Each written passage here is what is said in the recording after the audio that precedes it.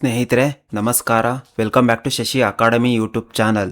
ಸ್ನೇಹಿತರೆ, ಭಾರತದ ಸಾಂವಿಧಾನಿಕ ಸಂಸ್ಥೆಗಳು, ಇಂಡಿಯನ್ ಕಾನ್ಸ್ಟಿಟ್ಯೂಷನಲ್ ಬಾಡೀಸ್, ಇದರಲ್ಲಿ ಈಗ ನಾವು ಸರಕು ಮತ್ತು ಸೇವಾ ತೆರಿಗೆ ಮಂಡಳಿ, goods and service tax council, ಇದರ ಬಗ್ಗೆ ಇನ್ ಡೆಪ್ತ್ ಆಗಿ ಎಲ್ಲ ಎಕ್ಸಾಮ್ಸ್ಗೂ ಸಹಾಯ ಆಗೋ ರೀತಿ ನೋಡ್ತಾ ಹೋಗೋಣ.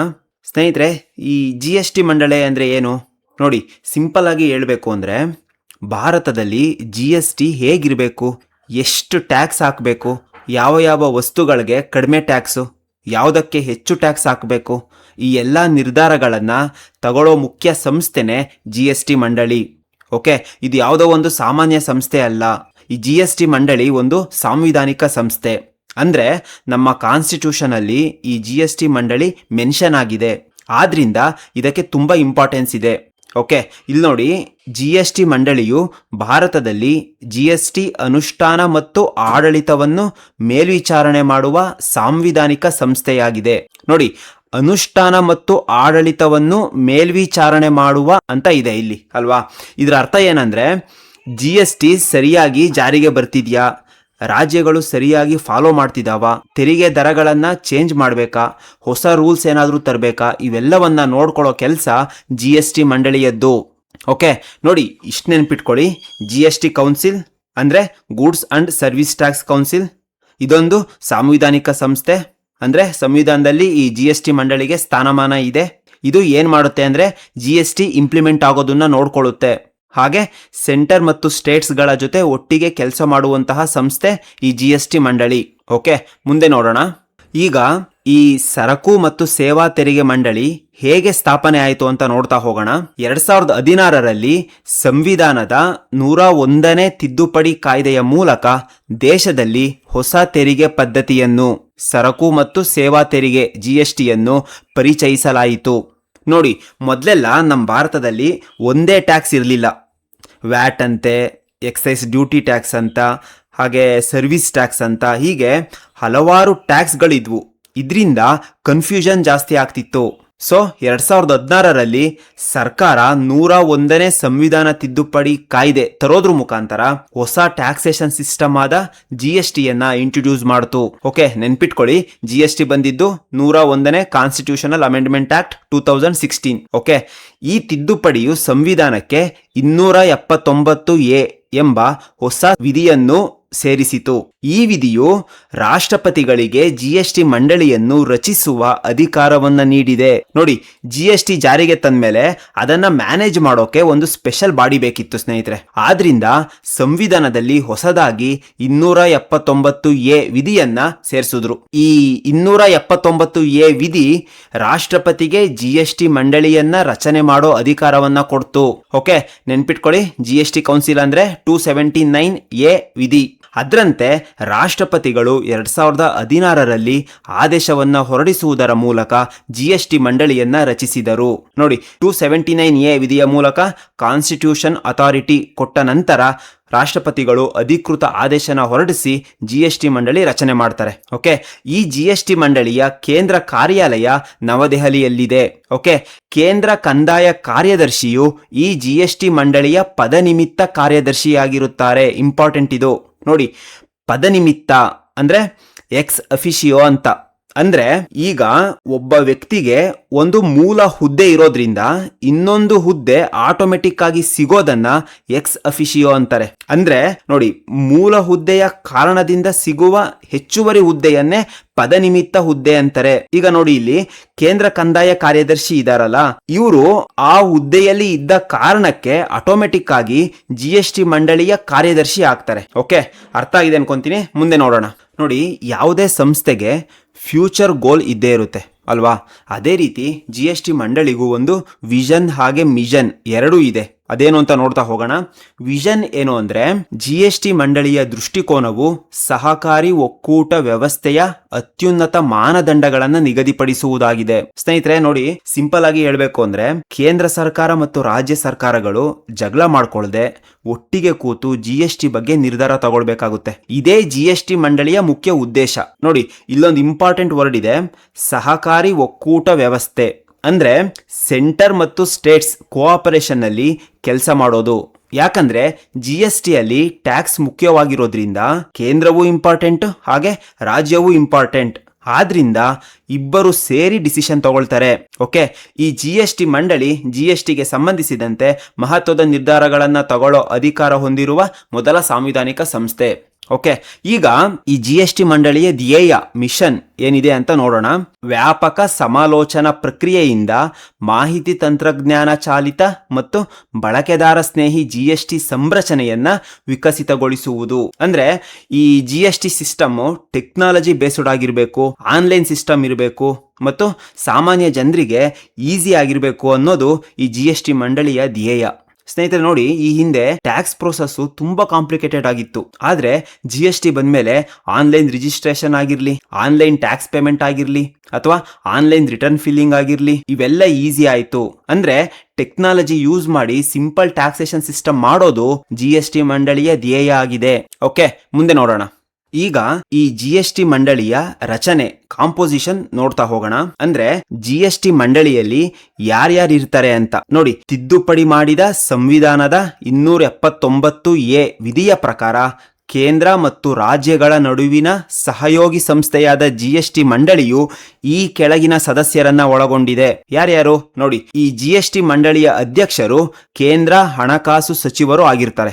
ಓಕೆ, ಈ ಉಪಾಧ್ಯಕ್ಷರು ಈ GST ಮಂಡಳಿಯಲ್ಲಿ ಸದಸ್ಯರು ಇರ್ತಾರಲ್ಲ, ಅವರಲ್ಲೇ ಒಬ್ರನ್ನ ಉಪಾಧ್ಯಕ್ಷರಾಗಿ ಸೆಲೆಕ್ಟ್ ಮಾಡ್ತಾರೆ. ಹಾಗೆ ಈ ಉಪಾಧ್ಯಕ್ಷರ ಅವಧಿಯನ್ನ ಕೂಡ GST ಮಂಡಳಿಯ ಸದಸ್ಯರೇ ನಿಗದಿಪಡಿಸ್ತಾರೆ. ಓಕೆ, GST ಮಂಡಳಿಯ ಸದಸ್ಯರು ನೋಡಿ, GST ಟ್ಯಾಕ್ಸೇಷನ್ ವಿಷಯ ಆಗಿರೋದ್ರಿಂದ ಸೆಂಟರ್ ಸೈಡ್ ನಿಂದಲೂ ಮೆಂಬರ್ಸ್ ಇರ್ತಾರೆ, ಸ್ಟೇಟ್ ಸೈಡ್ ನಿಂದಲೂ ಮೆಂಬರ್ಸ್ ಇರ್ತಾರೆ. ಕೇಂದ್ರದ ಕಡೆಯಿಂದ ಕೇಂದ್ರ ಕಂದಾಯ ಅಥವಾ ಹಣಕಾಸು ರಾಜ್ಯ ಸಚಿವರು GST ಮಂಡಳಿಯ ಸದಸ್ಯರಾದ್ರೆ, ರಾಜ್ಯಗಳ ಕಡೆಯಿಂದ ಆಯಾ ರಾಜ್ಯದ ಹಣಕಾಸು ತೆರಿಗೆ ಖಾತೆಯ ಸಚಿವರು GST ಮಂಡಳಿಯ ಸದಸ್ಯರಾಗ್ತಾರೆ. ಇಲ್ಲ ಅಂದ್ರೆ ನಾಮನಿರ್ದೇಶಿತ ಸಚಿವರು ಸದಸ್ಯರಾಗ್ತಾರೆ. ಓಕೆ, ಕಾಯಂ ಆಹ್ವಾನಿತರು ಯಾರಾಗಿರ್ತಾರೆ ಅಂದ್ರೆ ಕೇಂದ್ರೀಯ ಪರೋಕ್ಷ ತೆರಿಗೆ ಮತ್ತು ಕಸ್ಟಮ್ಸ್ ಮಂಡಳಿ CBIC, central board of indirect taxes and customs ನ ಅಧ್ಯಕ್ಷರು GST ಮಂಡಳಿಯ ಕಾಯಂ ಆಹ್ವಾನಿತರಾಗಿರ್ತಾರೆ. ಆದ್ರೆ ಇಂಪಾರ್ಟೆಂಟ್ ಏನಂದ್ರೆ ಡಿಸಿಷನ್ ಮೇಕಿಂಗ್ ಅಲ್ಲಿ ಈ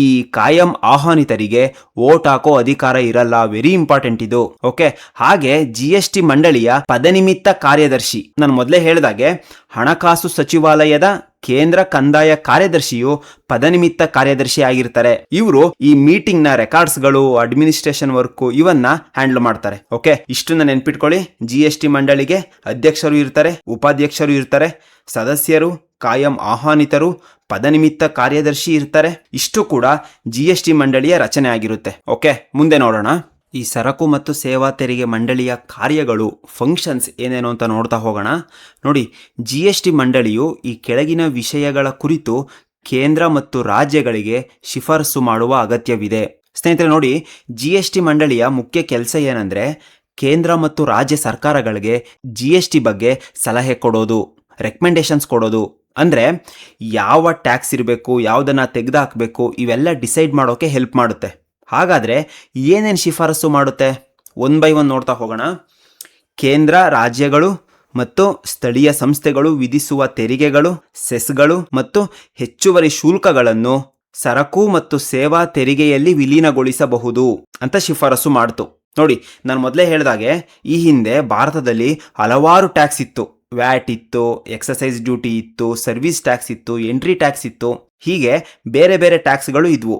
GST ಬಂದ್ಮೇಲೆ ಇವನ್ನೆಲ್ಲ ಸೇರಿಸಿ ಒಂದೇ ಟ್ಯಾಕ್ಸ್ ಸಿಸ್ಟಮ್ ಮಾಡಿದ್ರು. ಓಕೆ, ಸೆಸ್ ಅಂದ್ರೆ ನೋಡಿ, ಸರ್ಕಾರ ಒಂದು ವಿಶೇಷ ಉದ್ದೇಶಕ್ಕಾಗಿ ಕಲೆಕ್ಟ್ ಮಾಡೋ ಎಕ್ಸ್ಟ್ರಾ ಟ್ಯಾಕ್ಸ್ ಅನ್ನ ಸೆಸ್ ಅಂತಾರೆ.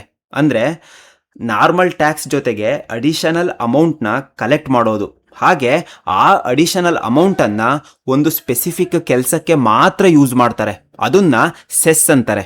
ಸರ್ಚಾರ್ಜ್ ಅಂದ್ರೆ ಈಗಾಗಲೇ ಇರೋ ಟ್ಯಾಕ್ಸ್ ಮೇಲೆ ಹೆಚ್ಚುವರಿ ಟ್ಯಾಕ್ಸ್ ಹಾಕೋದು. ಈಗ ಫಾರ್ ಎಕ್ಸಾಂಪಲ್, ಒಬ್ಬ ವ್ಯಕ್ತಿ ಇನ್ಕಮ್ ಟ್ಯಾಕ್ಸ್ನ ಆಲ್ರೆಡಿ ಪೇ ಮಾಡ್ತಾ ಇರ್ತಾನೆ ಅಂತ ಅನ್ಕೊಳ್ಳಿ.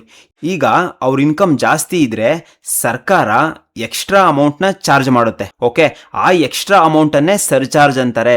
ಓಕೆ, ಈ ಎಲ್ಲ ರೀತಿಯ ಟ್ಯಾಕ್ಸ್ಗಳನ್ನ GSTಯಲ್ಲಿ ವಿಲೀನಗೊಳಿಸೋದನ್ನ GST ಮಂಡಳಿ ಶಿಫಾರಸು ಮಾಡುತ್ತೆ.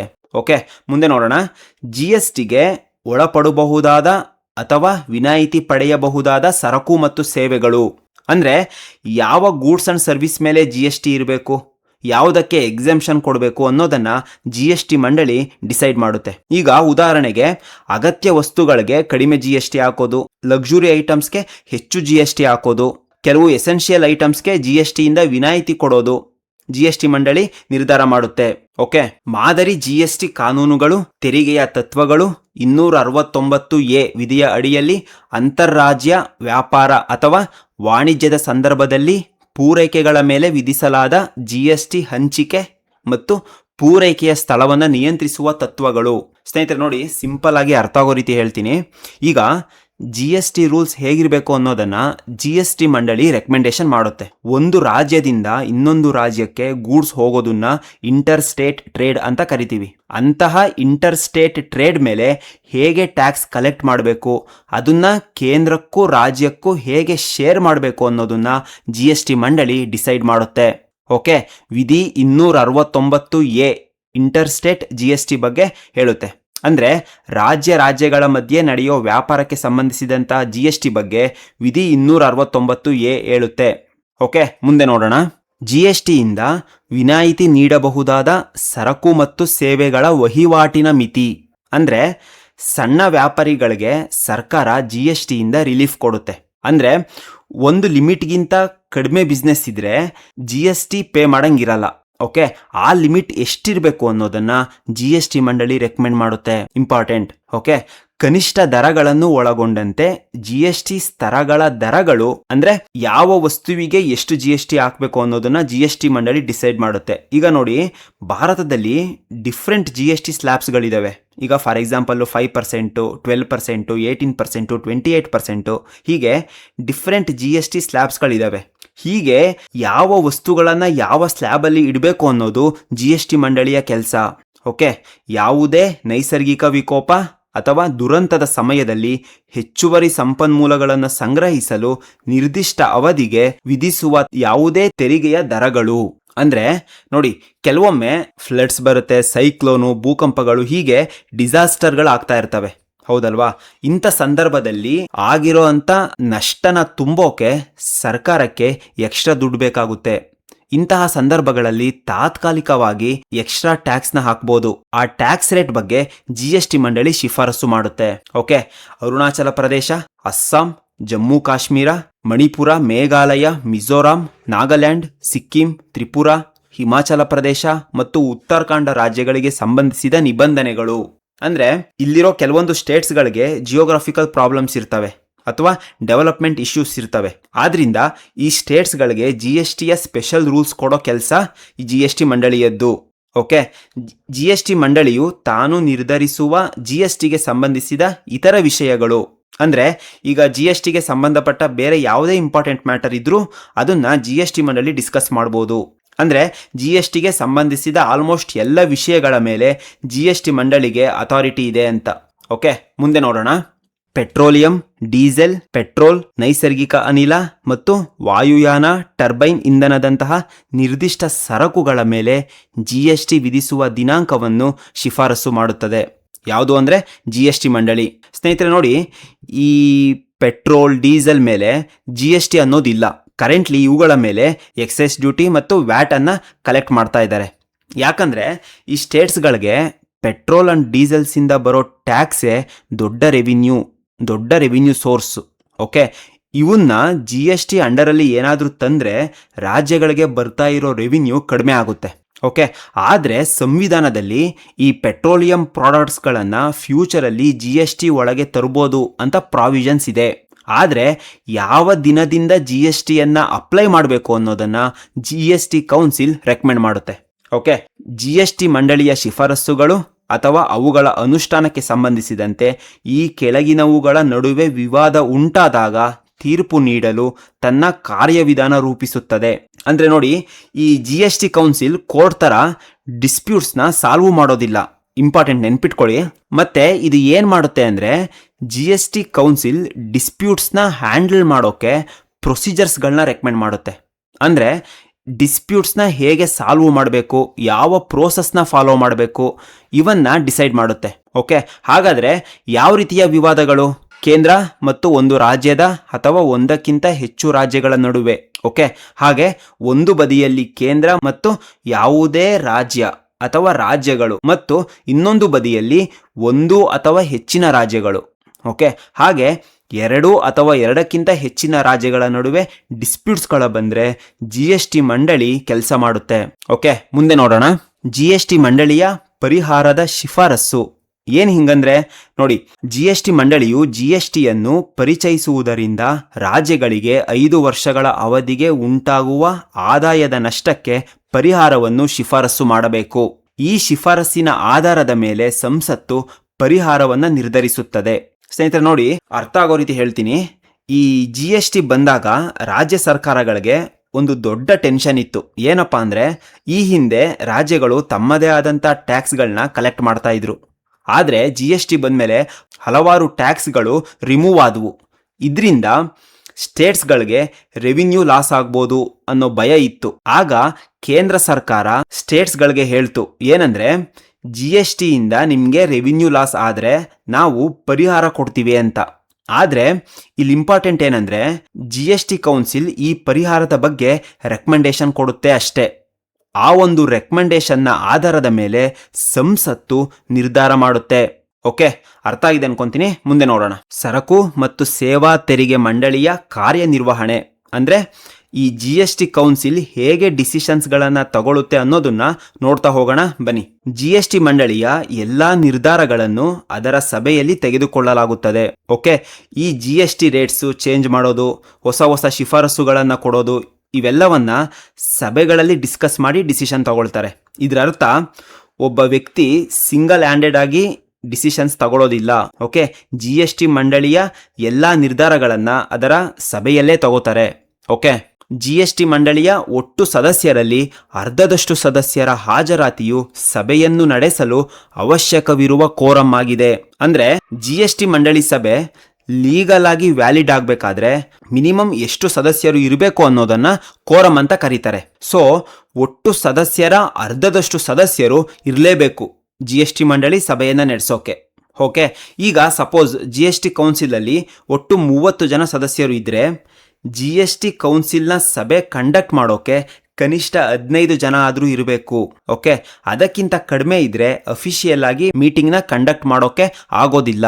ಓಕೆ, GST ಮಂಡಳಿಯ ಪ್ರತಿಯೊಂದು ನಿರ್ಧಾರವನ್ನು ಸಭೆಯಲ್ಲಿ ಹಾಜರಿರುವ ಮತ್ತು ಮತ ಚಲಾಯಿಸುವ ಸದಸ್ಯರ 4/3 ಕಡಿಮೆ ಇಲ್ಲದ ಬಹುಮತದಿಂದ ತೆಗೆದುಕೊಳ್ಳಬೇಕು.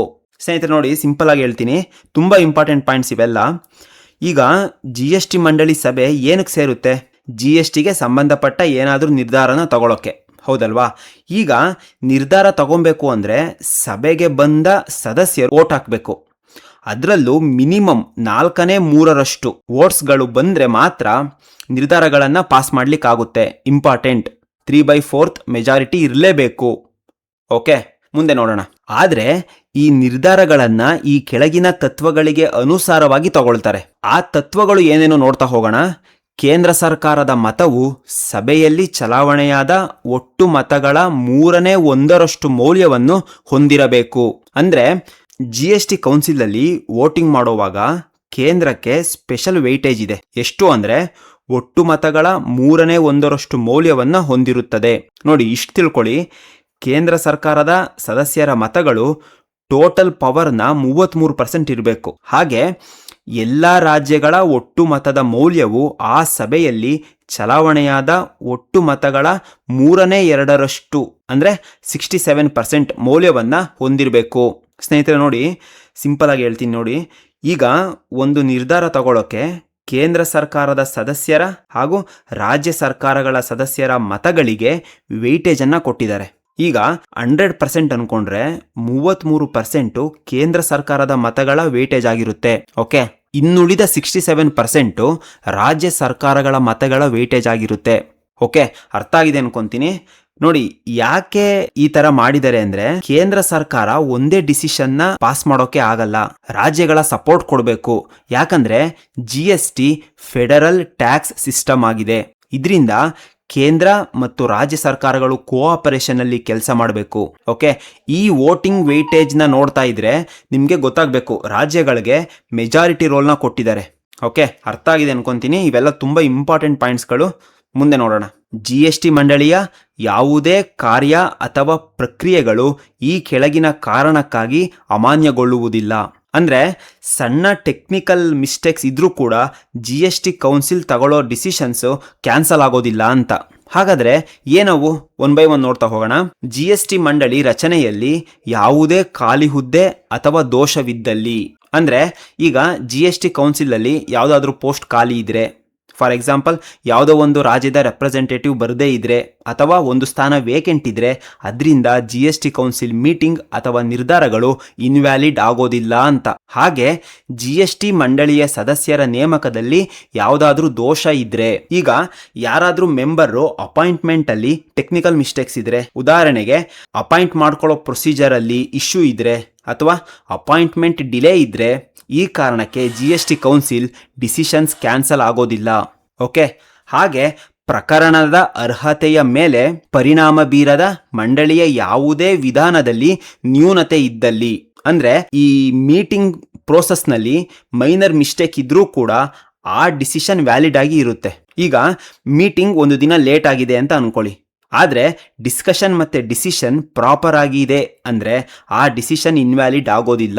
ಓಕೆ, ಅರ್ಥ ಆಗಿದೆ ಅನ್ಕೊಂತೀನಿ. ಸ್ನೇಹಿತರೆ ನೋಡಿ, GST ಮಂಡಳಿಗೆ ಇಷ್ಟೆಲ್ಲ ಪ್ರಾವಿಷನ್ಸ್ನ ಸಂವಿಧಾನ ಯಾಕೆ ಕೊಟ್ಟಿದೆ ಅಂದರೆ GST ಸಿಸ್ಟಮ್ ಕಂಟಿನ್ಯೂಸ್ಲಿ ರನ್ ಆಗಬೇಕು. ಟೆಕ್ನಿಕಲ್ ಇಶ್ಯೂಸ್ ಕಾರಣಕ್ಕೆ ಎಂಟೈರ್ ಟ್ಯಾಕ್ಸ್ ಸಿಸ್ಟಮ್ ಸ್ಟಾಪ್ ಆಗಬಾರ್ದು ಅಂತ ಸಂವಿಧಾನ GST ಮಂಡಳಿಗೆ ಈ ರೀತಿಯ ಪ್ರೊಟೆಕ್ಷನ್ ಅನ್ನು ಕೊಟ್ಟಿದೆ. ಓಕೆ, ಮುಂದೆ ನೋಡೋಣ. ಈಗ GST ಕೌನ್ಸಿಲ್ ಬಗ್ಗೆ ಬೇಸಿಕ್ ಪಾಯಿಂಟ್ಸ್ಗಳನ್ನ ನೋಡ್ತಾ ಹೋಗೋಣ. GSTಗೆ ಸಂಬಂಧಿಸಿದ ತಿದ್ದುಪಡಿ ಮಸೂದೆ 122ನೇ ಸಾಂವಿಧಾನಿಕ ತಿದ್ದುಪಡಿ 2016. ನೋಡಿ, ಮೊದಲಿಗೆ GST ಒಂದು ಕಾನ್ಸ್ಟಿಟ್ಯೂಷನಲ್ ಅಮೆಂಡ್ಮೆಂಟ್ ಬಿಲ್ ಆಗಿ ಬಂದಿತ್ತು. ಎಷ್ಟನೆಯದು ಅಂದರೆ 122ನೇ ಕಾನ್ಸ್ಟಿಟ್ಯೂಷನಲ್ ಅಮೆಂಡ್ಮೆಂಟ್ ಬಿಲ್. ಓಕೆ, ನಂತರ ಇದು ಪಾಸ್ ಆದಮೇಲೆ 101ನೇ ಕಾನ್ಸ್ಟಿಟ್ಯೂಷನಲ್ ಅಮೆಂಡ್ಮೆಂಟ್ ಆಕ್ಟ್ ಆಯಿತು. ಓಕೆ, ಈ GST ಜಾರಿಗೆ ಬಂದ ದಿನಾಂಕ 2017 ಜುಲೈ 1. ಆದ್ರಿಂದ ಪ್ರತಿ ವರ್ಷ ಜುಲೈ 1 ಅನ್ನ GST ದಿನ ಅಂತ ಕರೀತಾರೆ. ಓಕೆ, ಈ GST ಕೌನ್ಸಿಲ್ನ ವಿಶೇಷತೆ ಏನಂದ್ರೆ GSTಗೆ ಸಂಬಂಧಿಸಿದ ತೆರಿಗೆ ದರ ನಿರ್ಧಾರದ ಪ್ರಮುಖ ನಿರ್ಣಯಗಳನ್ನು ತೆಗೆದುಕೊಳ್ಳುವ ಮೊದಲ ಸಾಂವಿಧಾನಿಕ ಸಂಯುಕ್ತ ಸಂಸ್ಥೆ. ಹೌದಲ್ವಾ? ಮುಂದೆ ನೋಡೋಣ. ಸ್ನೇಹಿತರೆ, GST ಸಂಬಂಧಪಟ್ಟಂತ ಕೆಲವೊಂದು ಶಾರ್ಟ್ ಫಾರ್ಮ್ಸ್ಗಳನ್ನ ಹಾಕಿದ್ದೀನಿ, ನೋಡ್ತಾ ಹೋಗೋಣ. GST goods and service tax. Okay, ಸರಕು ಮತ್ತು ಸೇವೆಗಳ ಮೇಲೆ ಹಾಕುವ ಇಂಡೈರೆಕ್ಟ್ ಟ್ಯಾಕ್ಸ್, ಇದು ಪರೋಕ್ಷ ತೆರಿಗೆ. ಓಕೆ, GSTN ಅಂದ್ರೆ goods and service tax network, ಅಂದ್ರೆ ಆನ್ಲೈನ್ GST ಪೋರ್ಟಲ್ ನ ರನ್ ಮಾಡೋ ನೆಟ್ವರ್ಕ್ಗೆ GSTN ಅಂತ ಕರೀತಾರೆ. ಈಗ ಆನ್ಲೈನ್ ಅಲ್ಲಿ GST registration, tax payment, return filling ಇವೆಲ್ಲ GSTN ಮೂಲಕವೇ ನಡೆಯುತ್ತೆ. ಓಕೆ, CGST ಅಂದ್ರೆ central goods and service tax. ಈಗ ಒಂದು ರಾಜ್ಯದ ಒಳಗೆ ಬಿಸ್ನೆಸ್ ಟ್ರಾನ್ಸಾಕ್ಷನ್ ನಡೆದಾಗ GSTಯಲ್ಲಿ ಒಂದು ಭಾಗ ಕೇಂದ್ರಕ್ಕೆ ಹೋಗುತ್ತೆ, ಅದನ್ನ CGST ಅಂತ ಕರೀತಾರೆ. ಓಕೆ, SGST ಅಂದ್ರೆ States goods and service tax, ಅಂದ್ರೆ ಅದೇ ಟ್ರಾನ್ಸಾಕ್ಷನ್ ಅಲ್ಲಿ ಇನ್ನೊಂದು ಭಾಗ ಸ್ಟೇಟ್ ಗೌರ್ಮೆಂಟ್ಗೆ ಹೋಗುತ್ತೆ, ಅದನ್ನ SGST ಅಂತ ಕರೀತಾರೆ. ಓಕೆ, IGST ಅಂದ್ರೆ integrated goods and service tax, ಅಂದ್ರೆ ಒಂದು ರಾಜ್ಯದಿಂದ ಇನ್ನೊಂದು ರಾಜ್ಯಕ್ಕೆ ಗೂಡ್ಸ್ ಅಂಡ್ ಸರ್ವಿಸ್ ಹೋದಾಗ ಅಲ್ಲಿ IGST ಅಪ್ಲೈ ಆಗುತ್ತೆ. ಓಕೆ, UTGST ಅಂದ್ರೆ ಯೂನಿಯನ್ ಟೆರಿಟರಿ GST ಅಂತ, ಅಂದ್ರೆ ಯೂನಿಯನ್ ಟೆರಿಟರೀಸ್ ಅಲ್ಲಿ SGST ಬದಲು UTGST ನ ಕಲೆಕ್ಟ್ ಮಾಡ್ತಾರೆ. ಫಾರ್ ಎಕ್ಸಾಂಪಲ್, ಲಕ್ಷದ್ವೀಪ, ಅಂಡಮಾನ್ ಮತ್ತು ನಿಕೋಬಾರ್ಗಳಲ್ಲಿ UTGST ನ ಕಲೆಕ್ಟ್ ಮಾಡ್ತಾರೆ. ಸ್ನೇಹಿತರೆ, ಇಲ್ಲಿ ಒಂದು ಪಾಯಿಂಟ್ ನೀವೇನು ತಿಳ್ಕೊಬೇಕು ಅಂದರೆ, ಈ ದೆಹಲಿ ಮತ್ತು ಪುದುಚೇರಿ ಯೂನಿಯನ್ ಟೆರಿಟರೀಸ್ಗಳು ಹೌದಲ್ವಾ, ಆದರೆ ಇಲ್ಲಿ ಲೆಜಿಸ್ಲೇಟಿವ್ ಅಸೆಂಬ್ಲಿ ಅಂದರೆ ವಿಧಾನಸಭೆ ಇರೋದ್ರಿಂದ ಇಲ್ಲಿ SGST ಸಿಸ್ಟಮ್ ಅಪ್ಲೈ ಆಗುತ್ತೆ. UTGST ಸಿಸ್ಟಮ್ಮು ಅಪ್ಲೈ ಆಗಲ್ಲ, ಗೊತ್ತಿರಲಿ ನಿಮಗೆ. ದೆಹಲಿ ಮತ್ತು ಪುದುಚೇರಿಯನ್ನು ಹೊರತುಪಡಿಸಿ ಬೇರೆ ಎಲ್ಲ ಕೇಂದ್ರಾಡಳಿತ ಪ್ರದೇಶಗಳಲ್ಲಿ UTGST ಸಿಸ್ಟಮ್ ಅಪ್ಲೈ ಆಗುತ್ತೆ. ಓಕೆ ಸ್ನೇಹಿತರೆ, ಇಷ್ಟು ಕೂಡ GST ಮಂಡಳಿ ವಿಧಿ 279A ಕಂಪ್ಲೀಟ್ ಇನ್ಫಾರ್ಮೇಷನ್ ಆಗಿತ್ತು. ಪ್ರತಿಯೊಂದು ಪಾಯಿಂಟ್ಸ್ಗಳನ್ನು ಡೀಟೇಲ್ ಆಗಿ ಎಕ್ಸ್ಪ್ಲೇನ್ ಮಾಡಿದ್ದೀನಿ ಅಂತ ಅನ್ಕೊಂತೀನಿ. ಇಲ್ಲಿವರೆಗೂ ಈ ವಿಡಿಯೋ ನೋಡಿದಂತಹ ಪ್ರತಿಯೊಬ್ಬರಿಗೂ ಧನ್ಯವಾದಗಳು.